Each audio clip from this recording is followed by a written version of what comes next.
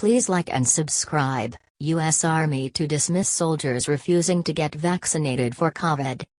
Unvaccinated soldiers present risk to the force and jeopardize readiness, Army Secretary Christine Wormuth said before beginning the involuntary separation proceedings.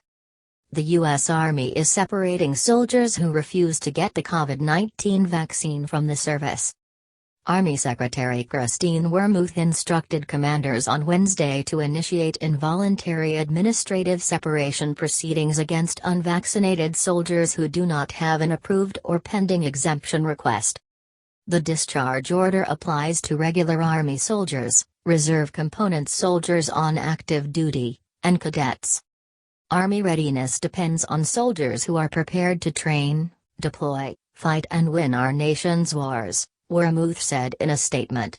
Unvaccinated soldiers present risk to the force and jeopardize readiness. Service members discharged during these proceedings will not receive involuntary separation pay and may have to pay back incentive bonuses or other special compensation they may have received, according to the Army. Since the Pentagon made the vaccine mandatory for all service members in August, a vast majority of the active duty force have received at least one dose of the COVID-19 vaccine, about 98%, according to Defense Secretary Lloyd J. Austin III.